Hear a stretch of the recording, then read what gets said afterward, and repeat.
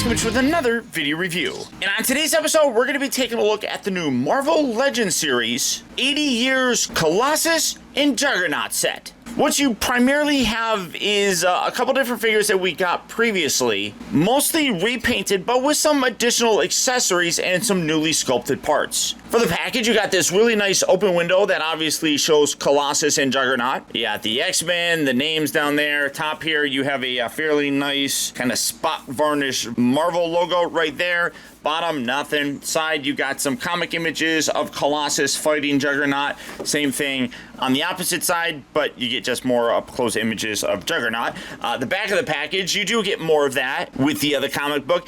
These, you know, I mean, they're designed to kind of look like the comic book representations, but both of them do a really good job of fitting in with that 90s theme that I really like. Both of them have a bit of a read-up. Colossus says, a mutant with the ability to transform his body into metal. Piotr Rasputin left his farm community to join the X-Men and fight for good. Whereas Juggernaut says Kane Marco possesses superhuman strength and extreme durability that allows him to rampage through any situation as an unstoppable Juggernaut of force. Which everybody knows, I mean, that's kind of a loose bioform because his powers don't come from him being a mutant at all.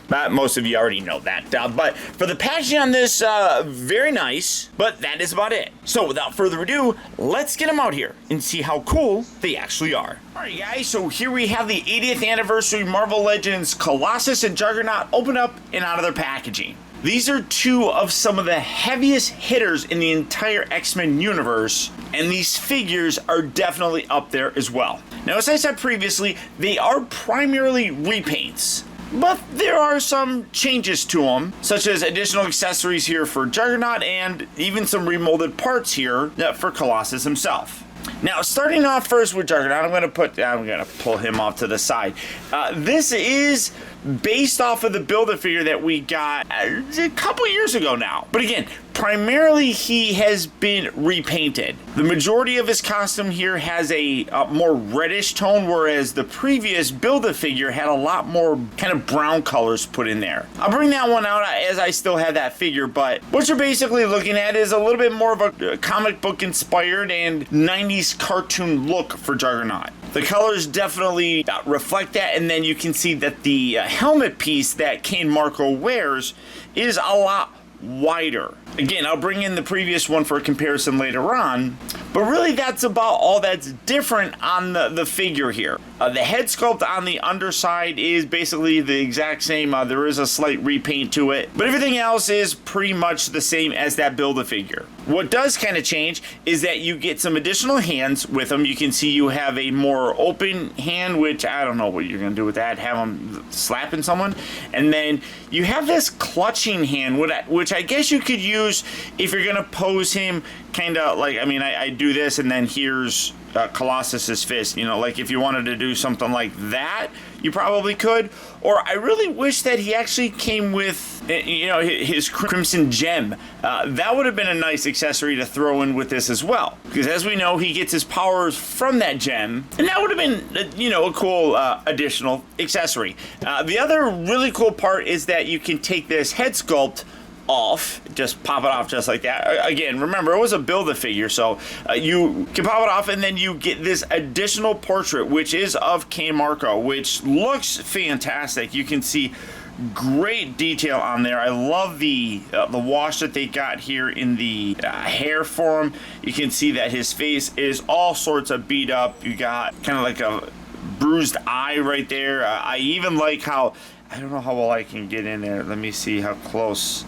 I can get in before it gets crazy, but you can see that his eye is actually red, like it's bloodshot. I mean, that's amazing. Then you can see all the different kind of swelling marks like around the chin. You can see that like on his lip right here. Tremendous amount of detail sculpted in that. I absolutely love the way that turned out. And then you can use that in conjunction with this, which you can see kind of meant like this, but you can see a lot more wear, a lot more battle damage on it, a lot of scratches you can see, whereas this one has a much more smooth texture that has a lot of scuffs and everything. And then you look here and it's just ripped apart, because obviously this is the thing that basically protects him from any kind of psychic attack. It's literally the only thing that can stop the Juggernaut. So obviously if they're going to be trying to beat him, they want to try and rip this off of his head. So that's kind of what's going on here, as if Colossus is trying to rip it off. And you can see gorgeous silver paint wash on the inside here, which really does look very nice.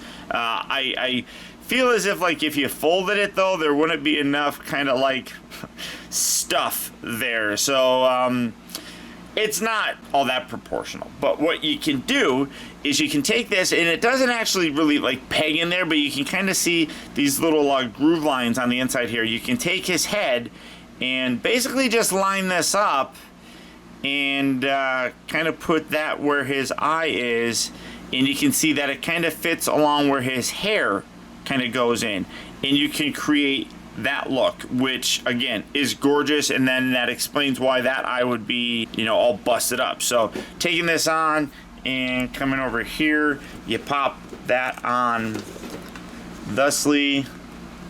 There we go.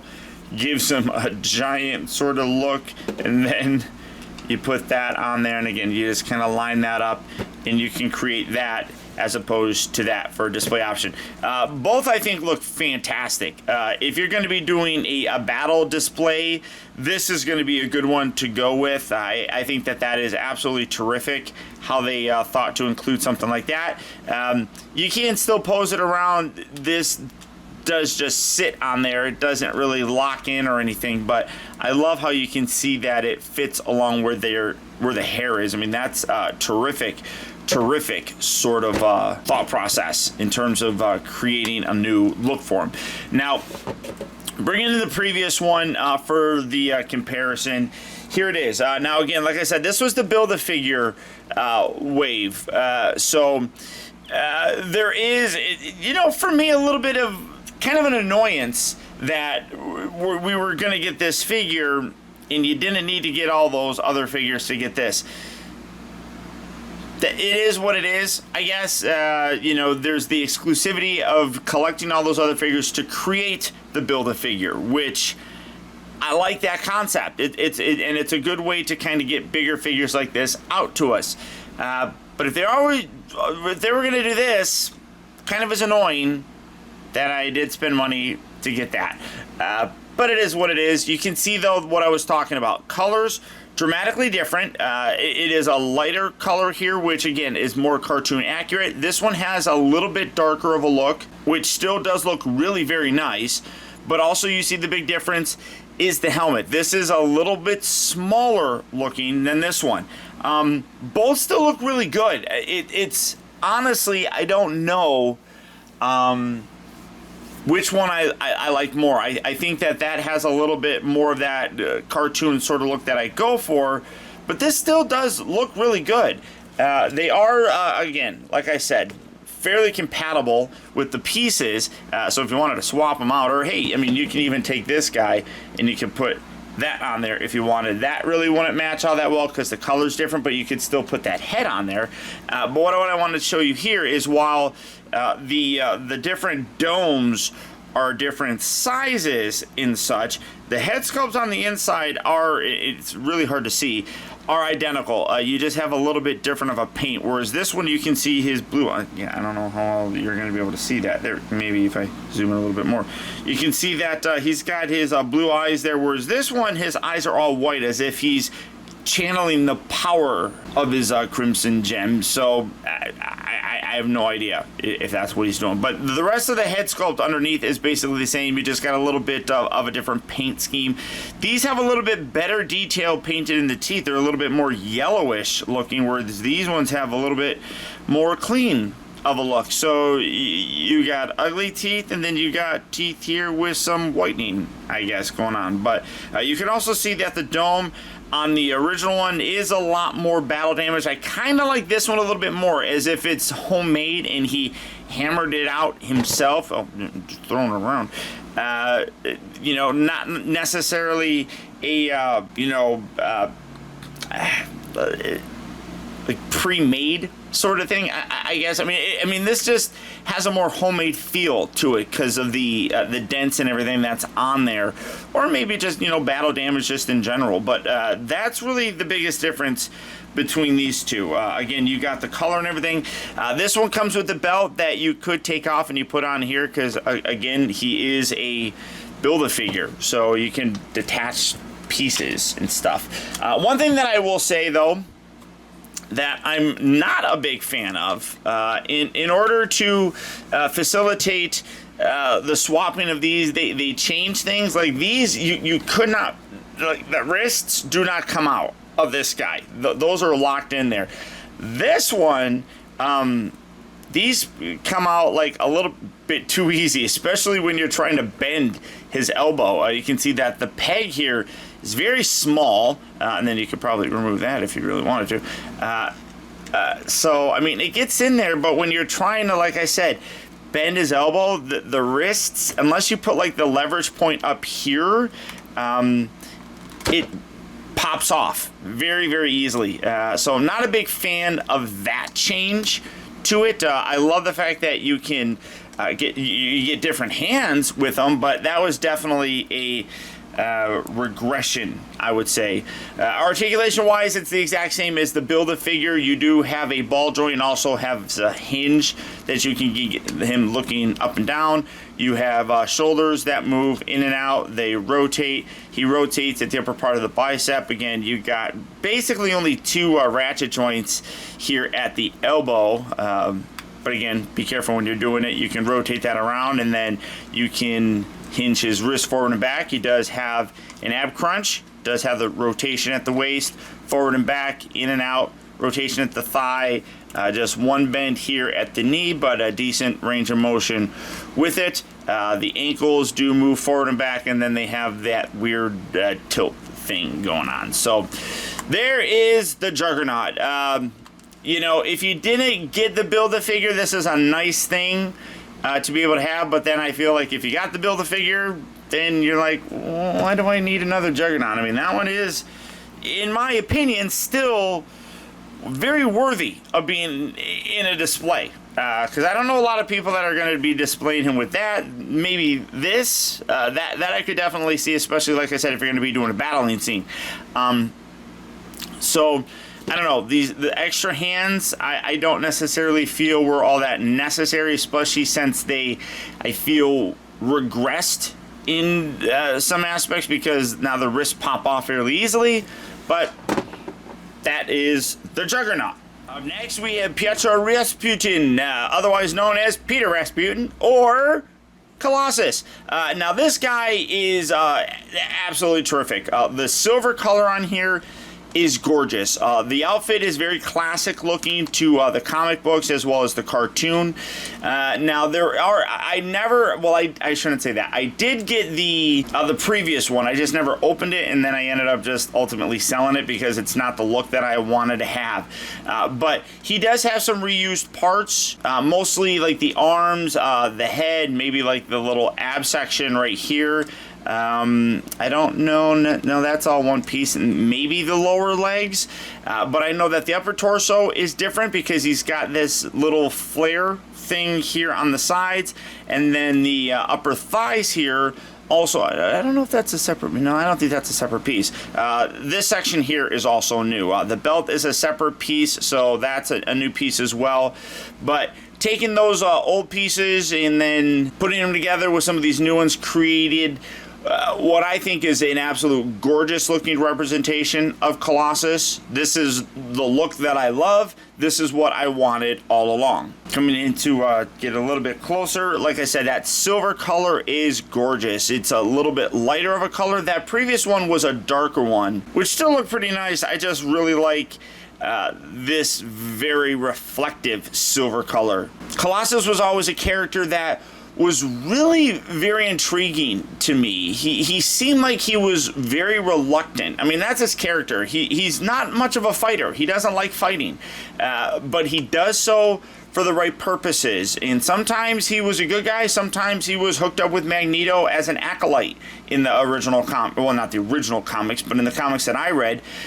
because he felt sometimes Professor X's vision of things wasn't right, and Magneto's was. So he bounced back and forth. He was always very protective of his sister Illyana, as big brothers would be. So he was always a very interesting character. Like I said, having that kind of desire not to fight, but then having his mutant ability be basically making him into a giant tank was really very, very cool.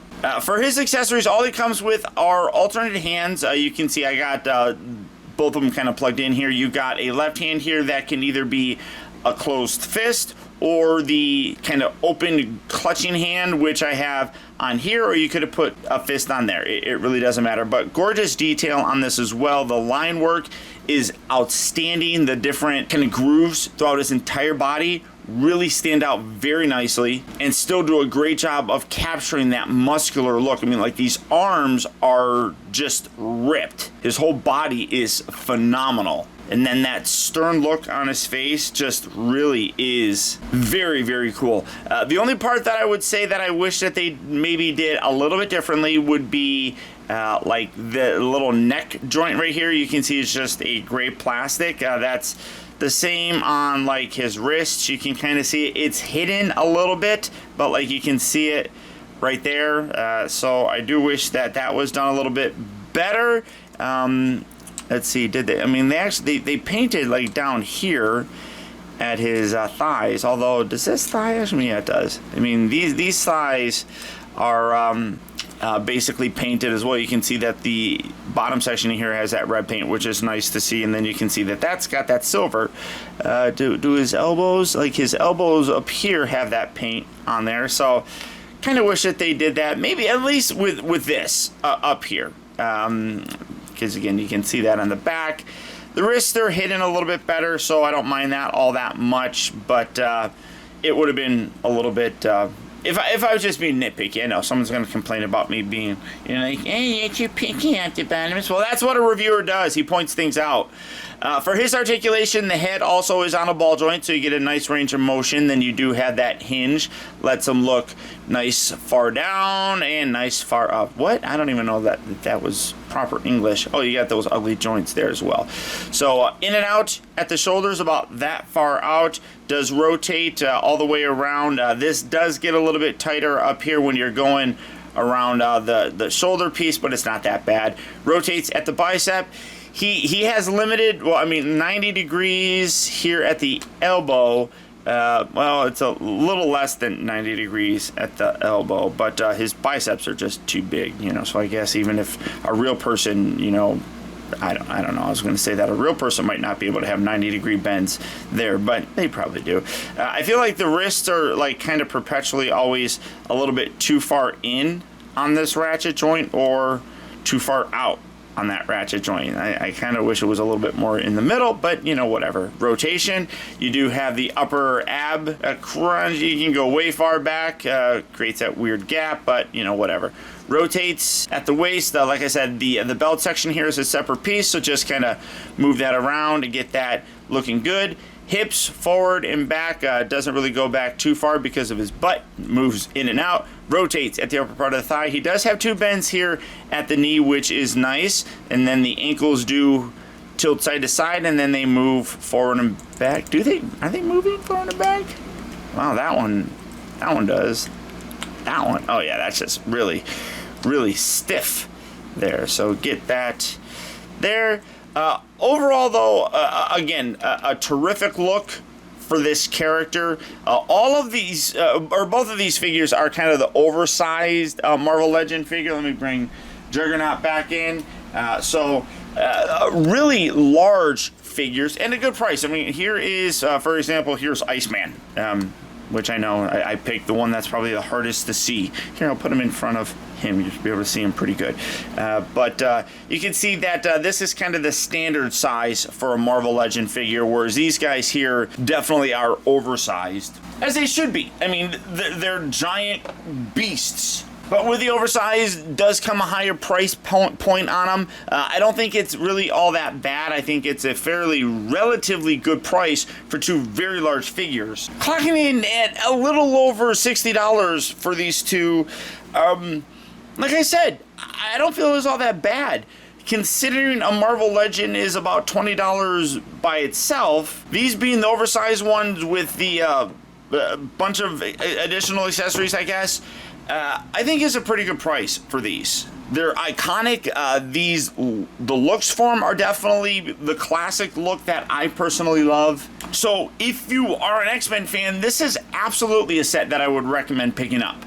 Again, yes, repaints, but repaints that work beautifully. So all that being said, if this set is one that you'd like to add to your collection, it is available right now at Big Bad Toy Store. So for that, I'll put a link down in the video description where you can go to BBTS and check out availability on these, as well as the rest of the wide range of Marvel Legend figures. But beyond that, guys, that's about it. Remember, if you like this video, one real small quick thing that you can do to help my channel would be to hit that thumbs up button. As I said, that one small gesture really does go a long way towards helping me out, and I would really appreciate it. And a huge thank you if you made it all the way to the end of this review. Another way that you can really help support my channel is making sure that you watch a video all the way through. And if you did that, thank you.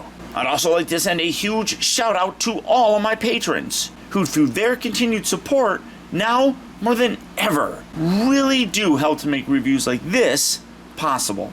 And if you'd like information on how you can help support my channel by becoming a patron, feel free to check out my Patreon page at patreon.com/optibotimus.